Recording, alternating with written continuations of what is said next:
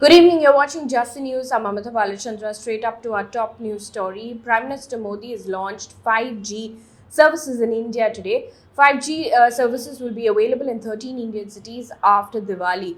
Now, the 13 cities where 5G networks will be launched first include Ahmedabad, Bengaluru, Chandigarh, Chennai, Delhi, Gandhinagar, Gurugram, Hyderabad, Jamnagar, Kolkata, Lucknow, Mumbai, and Pune.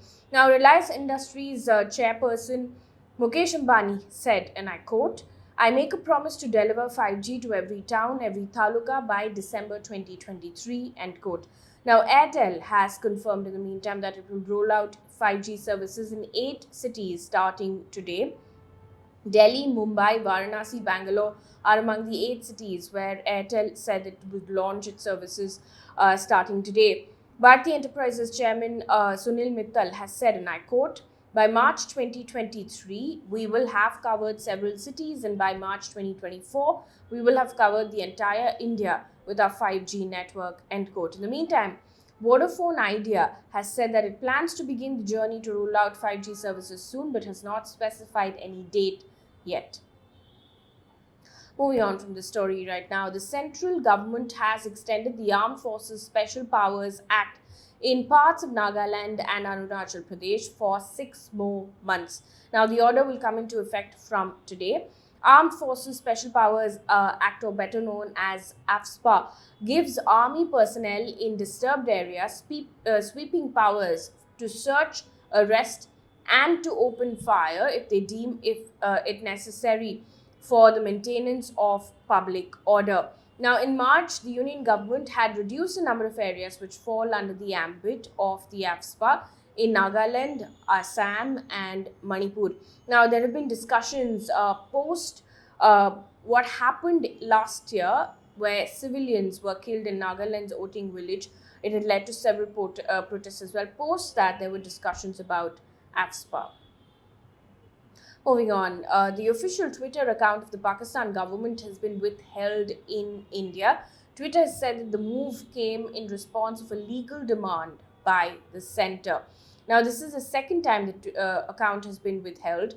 According to ANI, the account was earlier withheld in July, but was reactivated and made visible to the public. Now, according to Twitter guidelines, such actions can be taken in response to legal demands such as court orders. Twitter had said that if it, and I quote, receives a valid and properly scoped request from an authorized entity, it may be necessary to withhold access to certain content in a particular country from time to time, end quote.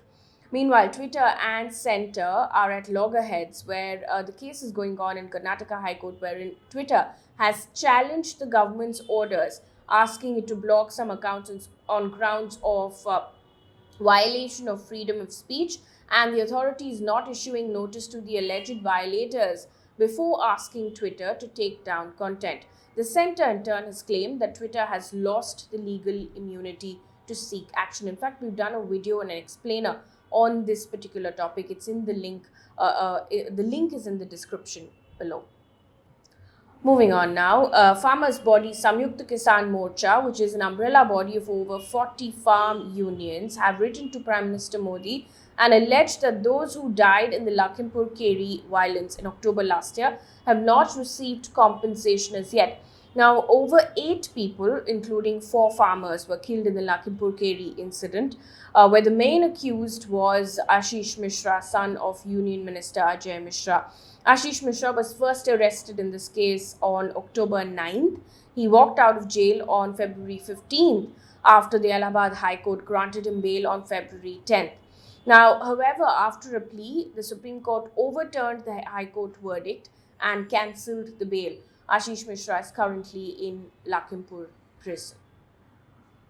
Also, according to a report by PTI, the police in Uttar Pradesh's Bijnor district have issued notices to 60 people asking them to pay 57 lakh rupees for destroying property during protests against the Citizenship Amendment Act. Now, the act was passed in December 2019 and large-scale protests erupted soon after between Jan and Feb 2020. Since then, many protesters in Uttar Pradesh have been asked to pay for allegedly damaging government property. Now, the CAA essentially provides citizenship to refugees from 6 non-Muslim religious communities from Bangladesh, Afghanistan, and Pakistan on the condition that they have lived in India for 6 years and entered the country by December 13, 2014. The act is yet to be implemented. On to politics right now. Soon after filing his nomination for the Congress presidential polls, which is going to be held on the 17th of October, Mallikarjun Kharge has resigned as a leader of opposition in the Rajya Sabha. This is due to the party's one person, one post policy. So currently there are 3 people in the race. Mallikarjun Kharge, Shashi Tharoor and KN Tripathi have filed their nominations for the Congress presidential elections. On to business news right now. According to the Center for Monitoring Indian Economy, India's unemployment rate has dropped to 6.43% in September due to an increase in labor participation in the rural and urban areas. Now, the unemployment rate in the rural areas fell to 5.84% in September from 7.68% in August. In the urban areas, it dropped to 7.70% against 9.57% in the previous month. The unemployment rate was the highest in Rajasthan, followed by Jammu and Kashmir and Haryana. It was the lowest in Chhattisgarh, followed by Assam, Uttarakhand and Madhya Pradesh. Also, 19 kg commercial cylinder prices have been reduced by 25.50 rupees per unit. This was the 6th time that the prices of commercial LPG cylinders were cut amid lowering global energy prices. This is what the price is in major cities. In Delhi, it's 1,859.50 rupees. In Mumbai, it's 1,811.50 rupees. In Kolkata, it's 1,959 rupees. And in Chennai, it's 2,009.50 rupees. And news coming in from across the globe right now. India has abstained from voting on a draft resolution tabled in the UN to condemn Russia's illegal referenda and annexation of 4 Ukrainian territories. Now, among the 14 other countries currently on the UN Security Council, 10 voted in favor of the resolution, while India, China, Brazil, and Gabon have abstained from voting. Now, Russian President Putin had announced the annexation of 4 regions of Ukraine, which is Kherson, Zaporizhia, Luhansk, and Donetsk yesterday. Also, Ukraine's president has said that his country will formally apply for a fast-track membership of NATO or the North Atlantic Treaty Organization.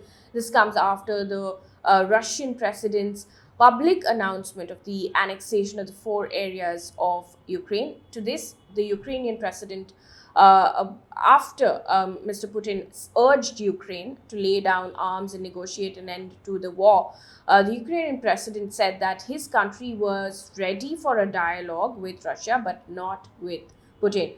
Russia invaded Ukraine on the 24th of February. One piece of good news before we wrap things up here on this bulletin. This comes in from Mumbai. The Brihan Mumbai Electric Supply and Transport has announced that it will deploy 1,000 e-bikes at 180 bus stops as well as in commercial and residential areas. Now, passengers alighting from buses can use the e-bikes to travel to their destination and back. Initially, it will be available in areas like Andheri, Vileparle, Juhu, Santa Cruz, Khar, Bandra, Mahim and Dadar. And the Indian Express also has reported that the base price will be between 20 rupees and 23 rupees will be added for every kilometer traveled. That brings us to the end of this bulletin. Thank you so much for watching. Good night.